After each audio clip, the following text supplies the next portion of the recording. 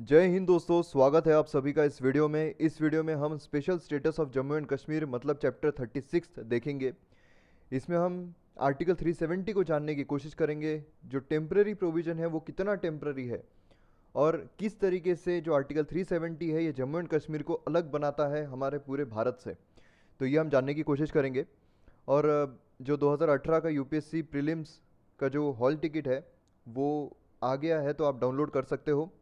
आप अपना सेंटर देख सकते हो, उस हिसाब से तैयारी कर सकते हो। तो चलिए शुरू करते हैं इस चैप्टर के लिए। आप मुझे फेसबुक पर फॉलो कर सकते हो, इंस्टाग्राम पर फॉलो कर सकते हो। आपकी कोई भी क्वेरीज है आप मैसेज कर सकते हो। अब काफ़ी मैसेजेस आते हैं इसलिए रिप्लाई करने में थोड़ा वक्त लगता है, लेकिन मैं आपको रिप्लाई ज़रूर करूँगा। और अगर आपको पीडीएफ चाहिए तो आप टेलीग्राम पर फॉलो कर सकते हो, सबकी लिंक डिस्क्रिप्शन में दी हुई है। तो चलिए शुरू करते हैं। अब सबसे पहले बेसिक्स देखते हैं थोड़ा। अब आर्टिकल 1 जो है हमारे हमारे संविधान की बात हो रही है यहाँ पर, मतलब हमारे कॉन्स्टिट्यूशन की, भारत के कॉन्स्टिट्यूशन की बात हो रही है यहाँ पर। तो आर्टिकल 1 जो है ये state of Jammu and Kashmir को एक पार्ट तो बनाता है। जो टेरिटरी है इंडिया दैट इज़ भारत, तो उस भारत में, उस इंडिया में जम्मू एंड कश्मीर शामिल ज़रूर होता है। ये भारत की टेरिटरी का पार्ट ज़रूर है।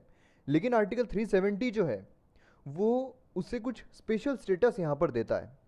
मतलब एक तरीके से देखा जाए तो जैसा आप फर्स्ट यहाँ पर देख रहे हो, इसमें जम्मू एंड कश्मीर भारत का पार्ट तो ज़रूर है, लेकिन स्पेशल स्टेटस जो है सेपरेट कॉन्स्टिट्यूशन के वजह से, सेपरेट फ्लैग के वजह से, ये जो जम्मू एंड कश्मीर है ये भारत से थोड़ा अलग हो जाता है। अब वो किस तरीके से होता है वो हम आगे जानते हैं। अब accession of Jammu and Kashmir to India, Article 370 clearly states that the provisions with respect to the state of Jammu and Kashmir are only temporary and not permanent. It became operative on 17 November 1952 with the following provision. अब यहाँ पर ये जो article 370 है ये clearly बताता है कि ये टेम्पररी प्रोविजंस रहने वाले हैं। अब जो हमारे संविधान के जो एक जिसे शिल्पकार कहा जाता है, मतलब डॉक्टर बाबा साहेब आम्बेडकर साहब, वो इस आर्टिकल 370 के अगेंस्ट में थे। लेकिन जो नेहरू साहब है उन्होंने कन्विंस किया कि जो आर्टिकल 370 है ये हमें इसमें शामिल करना चाहिए, तब जाकर जो जम्मू एंड कश्मीर है ये भारत में शामिल हो सकता है। तो इसलिए फिर कन्विंस करने के बाद तो आर्टिकल 370 को हमारे संविधान में इंक्लूड किया गया टेम्पररी प्रोविजन के साथ। मतलब ये परमानेंट नहीं रहने वाला है, ये टेम्पररी रहने वाला है। अब ये कितना टेम्पररी है ये हम अभी जानने की कोशिश करते हैं। तो टेम्पररी है, ये परमानेंट नहीं है, और ये ऑपरेटिव हुआ था 17 नवंबर 1952। अब कौन से प्रोविजंस के साथ हुआ था? अब अगर आपको जम्मू एंड कश्मीर के बारे में जो आर्टिकल 370 उसके बारे में अगर कुछ भी पता नहीं होगा, या फिर जो न्यूज़ अभी तक चल रही थी आर्टिकल 35 के बारे में भी, आर्टिकल 35A के बारे में और आर्टिकल 370 के बारे में काफ़ी न्यूज़ में रह रहा है आजकल। सुप्रीम कोर्ट में भी ये चीज़ चल रही है कि इसे जो है वो खारिज कर देना चाहिए। तो अगर आपको ये सब पता नहीं है तो आपको काफ़ी इंटरेस्टिंग लगने वाला है ये चीज़ कि ऐसा भी हो सकता है। मतलब एक ही देश में किसी एक स्टेट को इतने अलग टाइप के प्रोविजंस मिल सकते हैं। तो काफ़ी इंटरेस्टिंग चैप्टर है, ज़रूर देखिए आप पूरा। प्रोविजंस जो है आर्टिकल 238 के जो डील करते हैं administration of part B states. अब यहाँ पर देखिए जो पार्ट बी स्टेट्स हैं ये अप्लीकेबल नहीं होते हैं जम्मू एंड कश्मीर को। पार्ट बी स्टेट्स मतलब हम कह सकते हैं कि बाकी जो बचे हुए स्टेट्स है वो और जम्मू एंड कश्मीर। अब पार्ट बी स्टेट्स में बाकी स्टेट्स आते हैं। अब ये जो बाकी स्टेट्स पर जो भी हमारे कॉन्स्टिट्यूशन लागू होती है वो जम्मू एंड कश्मीर पर नहीं होती है। उस तरीके से जम्मू एंड कश्मीर जो है उस पर नहीं होती है। लेकिन इनिशियली पार्ट बी जो स्टेट्स है उसमें जम्मू एंड कश्मीर इंक्लूड किया गया था। लेकिन उसके बाद जब 7th कॉन्स्टिट्यूशनल अमेंडमेंट हुआ 1956 का, उसमें ये रीऑर्गेनाइजेशन ऑफ स्टेट जो है उसमें से इसे बाहर निकाल दिया गया। अब पार्ट बी स्टेट्स मतलब कौन कौन से हैं? तो यहाँ पर आते हैं पार्ट बी स्टेट्स। जैसे स्टार्टिंग में जो इंक्लूड किए गए थे वो पार्ट बी, आपको याद होगा जो हिस्ट्री में आपने पढ़ा होगा कि पार्ट्स में डिवाइड किया गया था। तो पार्ट बी स्टेट्स में हैदराबाद, जम्मू एंड कश्मीर, मध्य प्रदेश, मैसूर, ये जो स्टेट्स है ये सारे स्टेट जो है पार्ट बी में आते थे। लेकिन कॉन्स्टिट्यूशनल अमेंडमेंट एक्ट के बाद जो जम्मू एंड कश्मीर है उसे बाहर निकाल दिया गया है, और जो पार्ट बी स्टेट्स है उस पर जो भी हमारा संविधान लागू होता है वो पूरी तरीके से जम्मू एंड कश्मीर पर लागू नहीं होता है। अब उसके बाद पावर है जो पार्लियामेंट की, जो भी लॉज बनाती है पार्लियामेंट, वो लिमिटेड है कुछ मैटर्स के लिए। अब कौन से मैटर्स है? तो यूनियन लिस्ट और कॉन्करेंट लिस्ट में जो मैटर्स दिए हुए हैं, लेकिन सारी यूनियन लिस्ट और कॉन्करेंट लिस्ट जो है, अब देखिए अगर आप नॉर्मली देखोगे, अब महाराष्ट्र स्टेट है उस पर जो यूनियन है वो कौन कौन से सब्जेक्ट्स पर लॉ बना सकती है? यूनियन लिस्ट पर और कॉन्करेंट लिस्ट पर। ये सब कुछ हमने डिटेल में ऑलरेडी देखा हुआ है। तो यूनियन लिस्ट कॉन्करेंट लिस्ट पर यूनियन जो है वो लॉज बना सकती है, महाराष्ट्र स्टेट जो नॉर्मल स्टेट है। लेकिन अब जम्मू एंड कश्मीर जो है उसमें सारे जितने भी चीज़ें होगी, सारे मैटर्स, उस पर वो लॉ बना सकती है क्या? तो जी नहीं, ऐसा नहीं है। इसमें भी एक ये चीज़ है कि कुछ क्लासिफाई किए गए हैं, जैसे इंस्ट्रूमेंट ऑफ एक्सेशन जो हमने लास्ट वीडियो में जब हमने हिस्ट्री देखी थी आर्टिकल 370 की, अगर आपने फर्स्ट पार्ट नहीं देखा है, वो आर्टिकल 370 आया कैसे है वो मैंने उस वीडियो में आपको बताया, पूरा हिस्ट्री मैंने उसमें कवर किया है, तो अब वो आप ज़रूर देखिए। अब उसमें इंस्ट्रूमेंट ऑफ एक्सेशन में 3 चीज़ें दी हुई थी। कौन कौन सी थी? External affairs, defence, communication and ancillary matters. तो ये जो चीज़ें हैं, ये चीज़ों पर जो यूनियन है वो लॉज ला सकती है। Such other matters in the union list and concurrent list which are specified by the president with the concurrence of the state legislature। अब यहाँ पर क्या होने वाला है कि ये जो मैटर्स है, external affairs, defence, communication, ancillary matters, ये जो है ये छोड़कर अगर ये मैटर्स पर जो यूनियन है वो लॉ लाती है, जो यहाँ पर रेड इसमें दिए हुए हैं, अगर ये मैटर पर यूनियन जो है वो लॉ लाती है तो स्टेट लेजिस्लेचर को पूछने की उनको ज़रूरत नहीं है। लेकिन ये छोड़कर अगर कोई भी दूसरा मैटर उस पर अगर यूनियन जो है वो लॉ लाना चाहती है तो प्रेसिडेंट के साथ यहाँ पर जो स्टेट लेजिस्लेचर है उससे भी पूछना पड़ेगा। मतलब मैटर जो है, matter given in the accession, ठीक है, यहाँ पर है, तो बिल्कुल यूनियन जो है वो अपने हिसाब से लॉज जो है वो ला सकती है, जो उन्हें चेंजेस करना है, एक्सटर्नल अफेयर, डिफेंस, कम्युनिकेशन, इसमें वो चेंजेस कर सकती है। लेकिन यहाँ पर अदर मैटर्स जब आ जाते हैं तो which are specified by the president with the concurrence of state legislature, यहाँ पर स्टेट लेजिस्लेचर जो है उनकी यहाँ पर सहमति लेना बहुत ज़रूरी है। मतलब अगर एक्सटर्नल अफेयर के बारे में, कोई ट्रीटी के बारे में यहाँ पर चेंजेस आ रहे हैं तो यहाँ पर आराम से बिना स्टेट लेजिस्लेचर की सहमति के वो यहाँ पर चेंजेस ला देंगे। लेकिन यहाँ पर जैसे फॉर एग्जांपल आरटीआई एक्ट लाना है तो आरटीआई एक्ट जो है वो यहाँ पर स्टेट लेजिस्लेचर की अनुमति के साथ लाना पड़ेगा। स्टेट लेजिस्लेचर ने यहाँ पर अगर डिनाई कर दिया कि हम यहाँ पर लागू नहीं करना चाहते आरटीआई, तो पूरे भारत में लागू हो जाएगा लेकिन जम्मू एंड कश्मीर में लागू नहीं होगा। तो इस तरीके से यहाँ पर अलग बनाता है जम्मू एंड कश्मीर, जो आर्टिकल 370 है, जम्मू एंड कश्मीर को बाकी भारत से, तो यहाँ पर लागू नहीं होगा आरटीआई। उसके बाद नेक्स्ट आते हैं हम, the provision of article 1 declaring India as a union of states and territories and this article that is article 370 are applicable to the state of Jammu and Kashmir. मतलब आर्टिकल 1 जो है, जो भारत मतलब जम्मू एंड कश्मीर को भारत की टेरिटरी बताता है, वो यहाँ पर लागू होगा, और आर्टिकल 370 यहाँ पर लागू होगा जम्मू एंड कश्मीर पर, India that is Bharat. Beside above the other provisions of the constitution can be applied to the state with such exceptions and modifications as specified by the president in the consultation with the state government or with the concurrence of the state government। बाकी जो भी matter है, जैसे मैंने अभी आपको RTA का बताया, अगर वो लागू करना है तो प्रेसिडेंट के कॉन्करेंस के साथ यहाँ पर जो स्टेट लेजिस्लेचर है उससे पूछना पड़ेगा। स्टेट लेजिस्लेचर अगर यहाँ पर बताता है, अगर वो पास करता है, वो अलग से पास होगा वहाँ पर कि हम यहाँ पर ये चीज़ जो है यूनियन ये चीज़ ला रही है, वो हम डिफेंस वगैरह छोड़कर, तो यूनियन जो है वो ये चीज़ यहाँ पर ला रही है, तो हमें हमारे स्टेट में ये लागू करना चाहिए या नहीं करना चाहिए। स्टेट लेजिस्लेचर मना कर देता है तो वो चीज़ यहाँ पर लागू नहीं होगी। अगर स्टेट लेजिस्लेचर लागू करता है, वो बोलता है कि हाँ लागू होना चाहिए, तो हो जाएगा, ठीक है।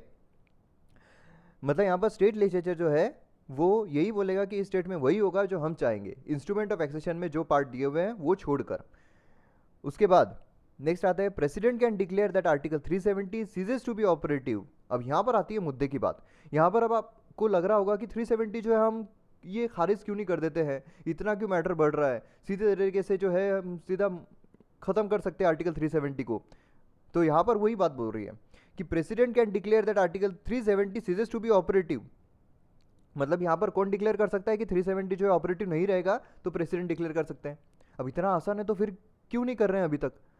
टेम्पररी प्रोविजन ही थी वैसे भी, तो इसे सीधे तरीके से खारिज क्यों नहीं कर रहे हैं?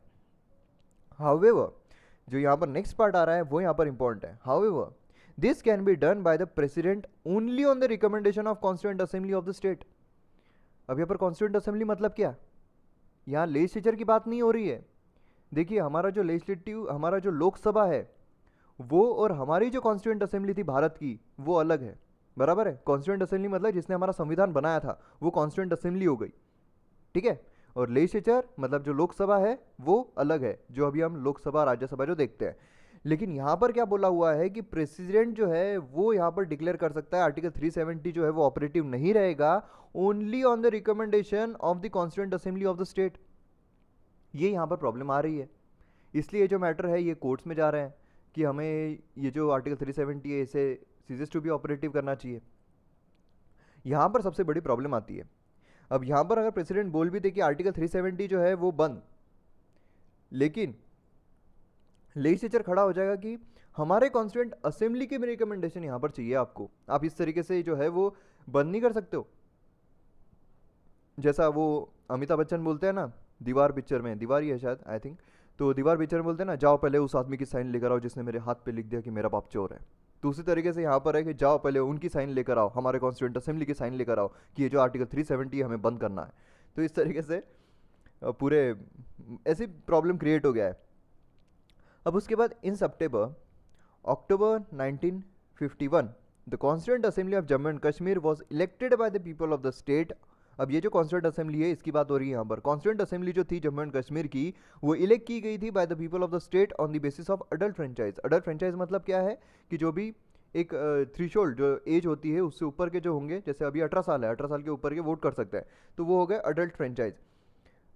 अब यहाँ पर जो कॉन्स्टिट्यूशन है वो बनाने की बात हो रही थी। यहाँ पर जम्मू एंड कश्मीर की जो कॉन्स्टिट्यूशन है वो बनेगी। अब आप सभी को पता ही होगा कि जो जम्मू एंड कश्मीर है उसकी सेपरेट कॉन्स्टिट्यूशन है, बराबर है।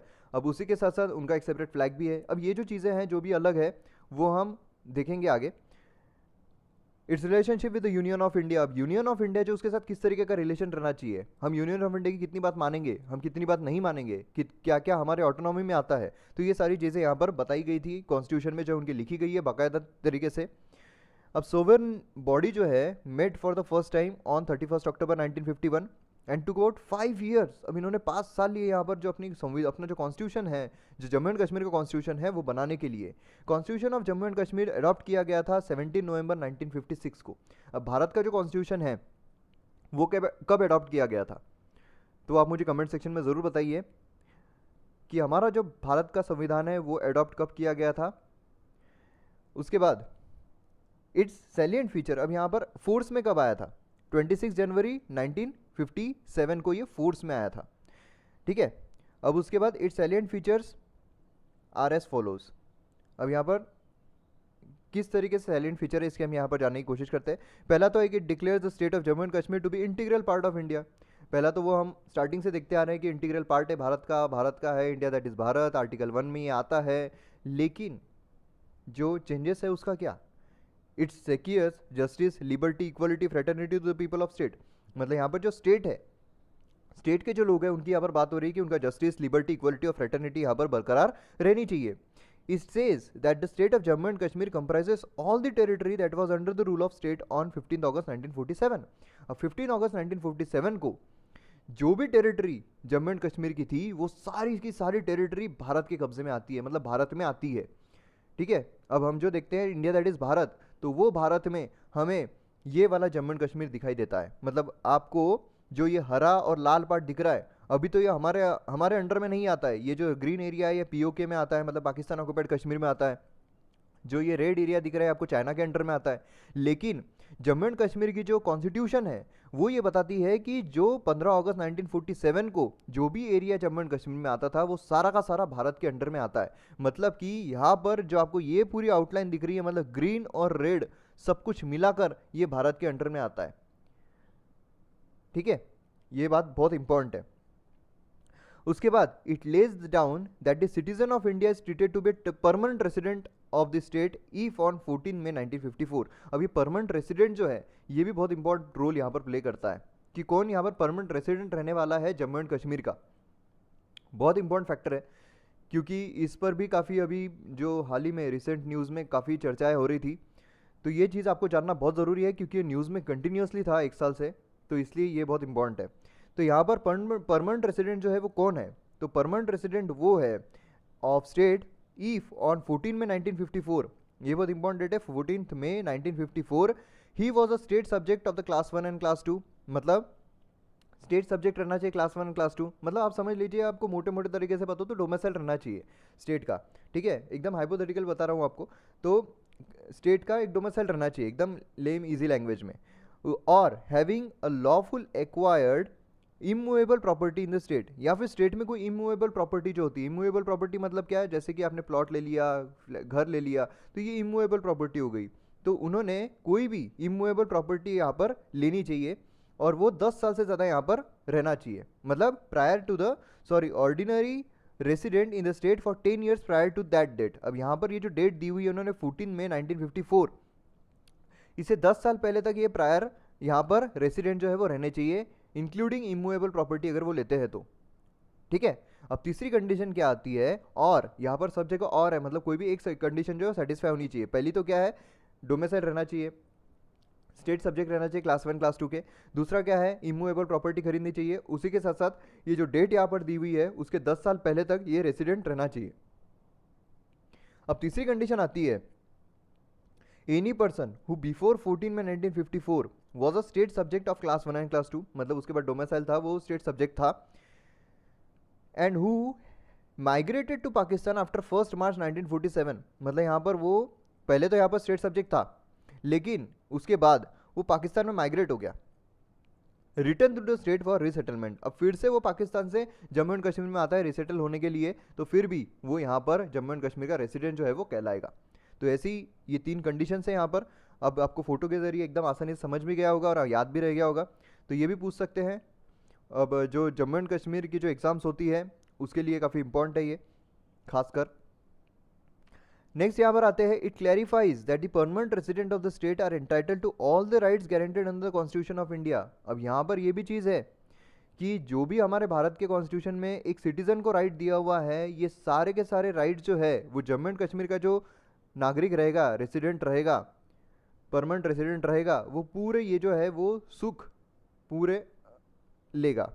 But any changes in the definition of permanent can be made by the state legislature only. लेकिन जो भी परमानेंट ये जो चीज़ है, ठीक है, परमानेंट रेसिडेंट, ये जो चीज़ है यहाँ पर कि वो जम्मू एंड कश्मीर के परमानेंट नागरिक है या नहीं है, ये अगर चेंज करना है इसमें कुछ भी, तो इसमें यूनियन कुछ नहीं कर सकता है, हमारा संविधान कुछ नहीं कर सकता है, वो जो स्टेट लेजिस्लेचर है वही यहाँ पर डिटरमाइन करेगा। It contains a list of directive principles. अब यहाँ पर देखिए डायरेक्टिव प्रिंसिपल्स भी वो कंटेन करता है, मतलब यहाँ पर हमारे directive principle of state policy से कंफ्यूज मत करिएगा, तो वो लिस्ट ऑफ डायरेक्टिव प्रिंसिपल्स भी यहाँ पर करता है। As fundamental to the governance of state, however they are not judicially enforceable. Same हमारे तरीके का ही है लेकिन वो अलग है जो डायरेक्टिव प्रिंसिपल्स है। अब features of Jammu and Kashmir constitution, अब फीचर्स क्या क्या है यहाँ पर, तो फीचर्स ही देख रहे हैं हम अभी तक। तो यहाँ पर लेजिस्लेटिव असेंबली और लेजिस्लेटिव काउंसिल, मतलब यहाँ पर क्या है, यहाँ पर बाइकैमरलिज्म की बात की गई है, बाइकैमरल लेजिस्लेचर रहना चाहिए। अब हमें पता है कि बाइकैमरल लेजिस्लेचर जो है वो कौन कौन से स्टेट्स में है, तो उसकी मैंने आपको ट्रिक बताई है, तू बी मजा कर, TUBMJAKAR, टी मतलब तेलंगाना, यू मतलब उत्तर प्रदेश, ये हो गया तू, बी मतलब बिहार, मजा MJA, M मतलब महाराष्ट्र, J मतलब जम्मू एंड कश्मीर, A मतलब आंध्र प्रदेश और KAR मतलब कर्नाटका। तो इस तरीके से ये जो स्टेट्स है इसमें बाइकैमरलिज्म है। बाइकैमरलिज्म मतलब जहाँ लेजिस्लेटिव असेंबली लेजिस्लेटिव काउंसिल दोनों होते हैं। अब यहाँ पर भी बहुत इंपॉर्टेंट चीज़ है कि लेजिस्लेटिव असेंबली जो है यहाँ पर टोटल 111 सीट्स यहाँ पर दिए हुए हैं, डायरेक्टली इलेक्टेड होते हैं, लेकिन 24 जो है वो वैकेंट रहते हैं। अब वैकेंट क्यों रहते हैं, क्योंकि वो जो पाकिस्तान ऑक्युपाइड कश्मीर है, अब ऑब्वियस है कि पाकिस्तान ऑक्युपाइड कश्मीर भी भारत के टेरिटरी में आता है, ये हमने देखा हुआ है, लेकिन अभी फिलहाल वो पाकिस्तान के कब्जे में है, इसलिए वहाँ की जो सीट्स है वो 24 सीट्स वो वैकेंट रखी जाती है और इफेक्टिव जो है अभी 87 है। तो इस तरीके से 87 है लेजिस्लेटिव असेंबली की जो डायरेक्टली इलेक्टेड किए जाते हैं। अब आते हैं लेजिस्लेटिव काउंसिल पर, यहाँ पर 36 है, मोस्टली इनडायरेक्टली इलेक्टेड होते हैं और कुछ नॉमिनेट किए जाते हैं गवर्नर के द्वारा। तो ये भी चीज़ बहुत इंपॉर्टेंट है ध्यान में रखने के लिए। और गवर्नर जो है वो इंटीग्रल पार्ट होते हैं, जिस तरीके से बाकी स्टेट्स के लिए भी जो गवर्नर है वो इंटीग्रल पार्ट होते हैं। अब यहाँ पर नेक्स्ट आता है कि it vest the executive power of the state in the governor appointed by the president for the term of 5 years. यहाँ पर गवर्नर 5 साल के लिए होते हैं, लेकिन जो स्टेट लेजिस्लेचर होती है वहाँ की, मतलब जम्मू एंड कश्मीर की स्टेट लेजिस्लेचर जो है वो 6 सालों के लिए होती है। अब ये जो चीज़ें हैं भारत के कंपैरिजन में जो वहाँ अलग चीज़ें हैं वो हम नेक्स्ट पार्ट में देखेंगे, क्योंकि वो काफ़ी इंटरेस्टिंग है, तो वो हम नेक्स्ट पार्ट में देखेंगे। It provides for the council of ministers headed by the chief minister to aid and advise the governor in exercise of his function. Same जो हमारे बाकी स्टेट का है उसी तरीके यहाँ पर है। Council of ministers collective responsible to the assembly, ये भी हमारा स्टेट जैसा ही है, लेकिन इनका जो टेन्योर है वो 6 सालों का होता है। हमारे जो स्टेट्स है उसका असेंबली का टेन्योर जो है 5 सालों का होता है। Establish high court consisting of chief justice and 2 more other जजेस। यहाँ पर हाई कोर्ट स्टैब्लिश करता है ये, जिसमें चीफ जस्टिस रहेंगे, 2 अदर जजेस रहेंगे। अपॉइंट कौन करेंगे इन्हें, तो अपॉइंट गवर्नर नहीं करने वाले, यहाँ पर प्रेसिडेंट ही अपॉइंट करने वाले, ये चीज़ आपको ध्यान में रखनी है। In consultation the chief justice of India and governor of the state. ठीक है, जिस तरीके से बाकी स्टेट के लिए होता है उसी तरीके से यहाँ पर लगभग उसी तरीके का है। High court of Jammu and Kashmir is a court of record and enjoy original and appellate and writ jurisdiction. तो यहाँ पर जो हाई कोर्ट है उसके बाद कौन कौन सी ज्यूरिसडिक्शन है, तो यहाँ पर ओरिजिनल है, एपिलेट है और रिट ज्यूरिसडिक्शन है। बाकी जो हाई कोर्ट्स है उसका मैंने सेपरेट चैप्टर बनाया है हाई कोर्ट के ऊपर, बराबर है, तो आप ज़रूर देखिए। अब लेकिन अब अगर आपको याद होगा, हमने जब आर्टिकल 32 देखा था जो सुप्रीम कोर्ट रिट इशू कर सकता है, उसके बाद हमने हाई कोर्ट चैप्टर देखा था, सुप्रीम कोर्ट चैप्टर देखा था, बराबर है, जो वीडियोस मैंने सुप्रीम कोर्ट और हाई कोर्ट पे बनाए थे। तो सुप्रीम कोर्ट के पास सिर्फ जो रिट है वो इशू सिर्फ फंडामेंटल राइट जब वायलेट होगा तभी इशू कर सकता है, जो सुप्रीम कोर्ट है वो, बराबर है। लेकिन हाई कोर्ट जो है वो फंडामेंटल राइट और अदर भी जो अगर कुछ वायलेट होता है तो उसमें भी रिट जो है वो इशू कर सकता है हाई कोर्ट। मतलब क्या है, हाई कोर्ट का जो रिट इशू करने का जो एक ज्यूरिसडिक्शन है वो ज़्यादा बड़ा है, वाइडर था as compare to supreme court. लेकिन यहाँ पर जम्मू एंड कश्मीर का जो हाई कोर्ट है वो सिर्फ फंडामेंटल राइट अगर वायलेट होता है तभी यहाँ पर कर सकता है। मतलब यहाँ पर हाई कोर्ट जो है उसका रिट ज्यूरिसडिक्शन जो है वो सेम है as that of supreme court. ये चीज़ आपको ध्यान में रखनी है, ये चीज़ अलग है। उसके बाद it declares Urdu as official language of the state. Urdu जो है ऑफिशियल लैंग्वेज है, इंग्लिश भी वो परमिट करता है। उसके बाद नेक्स्ट आता है कि it provide for governors rule. Governors rule जो है यहाँ पर लागू हो सकता है, गवर्नर जो है पूरा का पूरा अपने ताबे में ले सकता है, conference of president of India. अब नेक्स्ट यहाँ पर आता है feature of Jammu and Kashmir constitution क्या है। Next, it lays down the procedure of its amendment. अब यहाँ पर जम्मू एंड कश्मीर की जो कॉन्स्टिट्यूशन है उसका अमेंडमेंट हो सकता है क्या, तो जी हाँ हो सकता है। हमारे कॉन्स्टिट्यूशन का अमेंडमेंट हो सकता है क्या, भारत के कॉन्स्टिट्यूशन का, तो जी हाँ हो सकता है। कौन से आर्टिकल के तहत, आर्टिकल 368 के तहत हमारी जो कॉन्स्टिट्यूशन है उसमें अमेंडमेंट कर सकते हैं। उसी तरीके से जम्मू एंड कश्मीर जो है उसकी भी जो कॉन्स्टिट्यूशन है वो भी अमेंड हो सकती है। अब उसके लिए क्या है, तो बिल पास करना पड़ेगा। अब एक बात आप बताइए, जो हमारी कॉन्स्टिट्यूशन है अगर उसे अमेंड करना है एज पर आर्टिकल 368, तो वो जो बिल है कॉन्स्टिट्यूशनल अमेंडमेंट का वो कौन से हाउस में इनिशिएट हो सकता है, ऑब्वियस है दोनों हाउसेस में इनिशिएट हो सकता है, आइदर हाउस में इनिशिएट हो सकता है, बराबर है। अब यहां पर जो जम्मू एंड कश्मीर है अगर उसकी कॉन्स्टिट्यूशन यहां पर अमेंड करना है, ठीक है, तो जो बिल है वो सिर्फ लेजिस्लेटिव असेंबली में ही इंट्रोड्यूस हो सकता है। ये बात आपको ध्यान में रखनी है, ये चीज अलग है। मतलब हमारे यहाँ पे लोकसभा या फिर राज्यसभा दोनों में से किसी भी हाउस में कॉन्स्टिट्यूशन अमेंडमेंट का बिल इंट्रोड्यूस हो सकता है। लेकिन जो जम्मू एंड कश्मीर की कॉन्स्टिट्यूशन है अगर उसे अमेंड करना है तो सिर्फ लेजिस्लेटिव असेंबली में ये जो बिल है वो इंट्रोड्यूस हो सकता है। और फिर लेजिस्लेटिव असेंबली में ये जो बिल है 2/3 of total strength of the house से पास होना चाहिए, टोटल स्ट्रेंथ। अब यहाँ पर हम 87 पकड़ते हैं, 87 यहाँ पर अगर स्ट्रेंथ है 2/3 उसका 87 का रहेगा, मतलब 59 मेजोरिटी उसकी लगेगी, तो 59 जो है 59 यहाँ पर वोट्स लगेंगे। लेकिन यहाँ पर अगर प्रेजेंट 60 ही लोग हैं तो भी 59 वोट्स ही लगेंगे। ये चीज़ आपको ध्यान में रखनी है, क्योंकि 2/3 of total strength total membership of that house है। तो ये चीज़ आपको ध्यान में रखनी है, टोटल मेंबरशिप ऑफ हाउस, मतलब कि जैसे हमने जो ये 2/3 नहीं, आप बताइए, ये जो 2/3 of total strength of the house है, ठीक है, ये चीज़ हमने हमारे कॉन्स्टिट्यूशन में भी कहीं तो भी देखी है।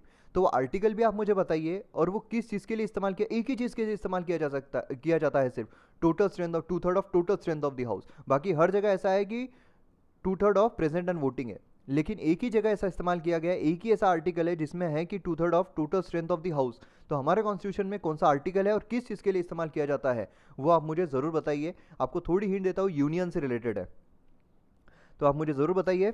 तो यूनियन में मतलब यूनियन में जितने भी लोग आते हैं उनसे रिलेटेड है, तो आप ज़रूर बताइए ये चीज़। और उसके बाद यहाँ पर आपने देख लिया कि 2/3 of total strength of legislative assembly जितनी रहेगी उससे ज़्यादा लगेगा यहाँ पे वोट, और जो प्रेजेंट रहेंगे उनसे कोई मतलब नहीं है यहाँ पर। अब उसके बाद जो बिल है, अब बिल फिर यहाँ से पास होकर लेजिस्लेटिव काउंसिल में जाएगा। लेजिस्लेटिव काउंसिल में 2/3 ऑफ 36 मतलब 25 वोट यहाँ पर लगेंगे। अब यहाँ पर हम इमेजिन करते हैं कि यहाँ पर प्रेजेंट जो है सिर्फ 24 लोग हैं, तो यहाँ पर बिल जो है पास नहीं होगा, क्योंकि यहाँ पर मिनिमम 25 लोग लगने ही वाले हैं। ठीक है। उसके बाद ये बिल जो है, अगर सपोज यहाँ पर 25 लोग प्रेजेंट है, 25 लोगों ने वोट कर दिया, अमेंडमेंट हो गया, उसके बाद बिल जो है वो कहाँ जाएगा, तो बिल जो है वो गवर्नर के पास जाएगा, गवर्नर अपना एसेंट देंगे। तो इस तरीके से जो है वो अमेंडमेंट होगा उनकी कॉन्स्टिट्यूशन में, जो जम्मू एंड कश्मीर की कॉन्स्टिट्यूशन है उसमें। अब यहाँ पर नेक्स्ट आता है जून 26 2000 the Jammu and Kashmir legislative assembly adopted by voice vote a resolution accepting the report of the state autonomy committee. अब यहाँ पर ऑटोनॉमी कमेटी, यहाँ पर ऑटोनॉमस देने की बात हो रही थी, किस तरीके से पहले इतनी स्पेशल ट्रीटमेंट दी जा रही है, उसमें भी ऑटोनॉमी की बात हो रही थी। तो क्या ऑटोनॉमी की बात हो रही थी यहाँ पर देखते हैं। तो टेम्प्रेरी वर्ड जो है यहाँ पर आर्टिकल 370 में वो सब्स्टिट्यूट किया जाएगा स्पेशल से, मतलब अब यहाँ पर टेम्प्रेरी नहीं रहने वाला, ये स्पेशल हो जाएगा। इस तरीके से हो रहा था। अब defence, foreign affairs, communication, ancillary subject जो है यही सिर्फ यूनियन के साथ रहेंगे, बाकी सारे सब्जेक्ट जो है वो स्टेट लेजिस्लेचर जो है वो अपने हिसाब से देखेगा। मतलब परमानेंटली ये चीज़ जो है हम करना चाहते हैं, इस तरीके की बात, मतलब मोटे मोटे तरीके से बताया तो इस तरीके की बात यहाँ पर हो रही थी कि ये जो 4 चीज़ें हैं ये छोड़कर बाकी सब कुछ स्टेट लेजिस्लेचर खुद देखेगा। उसके बाद आर्टिकल 356 जो है अप्लाई नहीं होगा जम्मू एंड कश्मीर को। आर्टिकल 356 ये इमरजेंसी से रिलेट करता है। उसके बाद इलेक्शन कमीशन ऑफ इंडिया जो है उनका कोई रोल नहीं रहेगा यहाँ पर। उसके बाद जम्मू एंड कश्मीर असेंबली जो है उनका फाइनल से रहेगा on central role in the case of external aggression, internal emergency, उसमें भी जो है जम्मू एंड कश्मीर की जो असेंबली उनका फाइनल रोल रहेगा, वो यहाँ पर डिसाइड करेगी। No room for all India services, IAS, IPS, IFS, इसमें कोई रोल ही नहीं रहेगा इन लोगों का जम्मू एंड कश्मीर में। उसके बाद governor and chief minister to be called सरदार ए रियासत और वजीर ए आज़म, तो इस तरीके से इनको बोला जाएगा। उसके बाद यहाँ पर separate chapter of fundamental right for Jammu and Kashmir, तो यहाँ पर उसके बाद एक सेपरेट रहेगा फंडामेंटल राइट का। Parliament's and president's role over Jammu and Kashmir to be sharply curtailed, यहाँ पर पार्लियामेंट का जो भी रोल है वो और प्रेसिडेंट का जो भी रोल है वो सब कर्टेल कर दिया जाएगा। उसके बाद no special leave to appeal for by the supreme court, यहाँ पर स्पेशल लीव नहीं रहेगी यहाँ पर सुप्रीम कोर्ट के द्वारा। No special provision for schedule caste, tribes and backward classes, कोई भी यहाँ पर प्रोविजन नहीं रहेगा। या फिर centre to lose adjudication right relating to interstate river और रिवर वैलीज, यहाँ पर इंटरस्टेट रिवर जो रिवर वैलीज है उसके लिए जो सेंटर है वो यहाँ पर ट्रिब्यूनल, एडहॉक ट्रिब्यूनल जो है वो बिठा सकता है, तो यहाँ पर वो कुछ भी नहीं रहेगा। No jurisdiction of the supreme court to appeal from the high court in civil and criminal cases, अब सिविल और क्रिमिनल केसेस जो होते हैं उसमें से हाई कोर्ट जो है, हाई कोर्ट से केसेस जो है सुप्रीम कोर्ट ले सकता है, लेकिन जम्मू एंड कश्मीर के जो हाई कोर्ट है वहाँ से नहीं ले पाएगा सुप्रीम कोर्ट, कोई ज्यूरिसडिक्शन नहीं रहेगा सुप्रीम कोर्ट का। Parliament not to be empowered to amend the constitution and procedure with respect to Jammu and Kashmir, parliament जो है वो एम्पावर्ड नहीं रहेगा जो भी to amend the constitution and procedure with respect to Jammu and Kashmir, मतलब जो भी अमेंडमेंट करना है, जो भी आपको प्रोसीजर, जो भी लॉज लाने हैं वो जम्मू एंड कश्मीर के मद्देनजर रखते हुए आप ला ही नहीं सकते हो, जो भी पार्लियामेंट है वो। तो इस तरीके की इतनी सारी चीज़ें यहाँ पर आई थी कि इतना सारा ऑटोनोमस जो है वो जम्मू एंड कश्मीर को देना चाहते हैं। तो ऑब्वियस है कि यहाँ पर जो सिंघम के साथ हुआ था वही हुआ, आत्माजी सटकली। तो ये जो है ये सारी चीज़ें सीधे रिजेक्ट कर दी गई कि हम ये तो लागू नहीं कर सकते, ये तो कुछ मतलब ज़्यादा ही मांग लिया आपने। तो इस तरीके से सारी चीज़, ये जो चीज़ें हैं ये रिजेक्ट कर दी गई थी। तो आपको ये तो बहुत कम चांसेस है ऐसा पूछने के, लेकिन फिर भी एक आधा क्वेश्चन ऐसा आ सकता है कि जो ऑटोनॉमी है उसमें कौन कौन सी चीज़ें यहाँ पर डालने की बात हुई थी, तो ऐसी 14 चीज़ें हैं, एक बार आपने पढ़ ली तो आपको ध्यान में रह जाएगा, इतना इंपॉर्टेंट है नहीं है। अब यहाँ पर नेक्स्ट वीडियो में हम जो चेंजेस हैं, मतलब जो डिफरेंस है हमारे इंडिया में जो होता है, मतलब बाकी पार्ट में, जम्मू एंड कश्मीर में इंडिया का ही पार्ट है, भारत का ही पार्ट है, लेकिन बाकी जो स्टेट्स है उसमें और जम्मू एंड कश्मीर में किस तरीके से डिफरेंस है, जैसे कि 6 साल का वहाँ पर लेजिस्लेटिव असेंबली का जो है वो टेनियर होता है, सेपरेट फ्लैग होता है, तो इस तरीके की जो भी चीज़ें हैं डायरेक्टिव प्रिंसिपल से रिलेटेड, फंडामेंटल राइट से रिलेटेड, तो वो सारी चीज़ें हम नेक्स्ट वीडियो में देखेंगे, अच्छे से कवर करेंगे। तो अगर आपको वीडियो पसंद आया है तो शेयर ज़रूर कीजिए, सब्सक्राइब कीजिए चैनल को। मिलते हैं अगले वीडियो में। जय हिंद।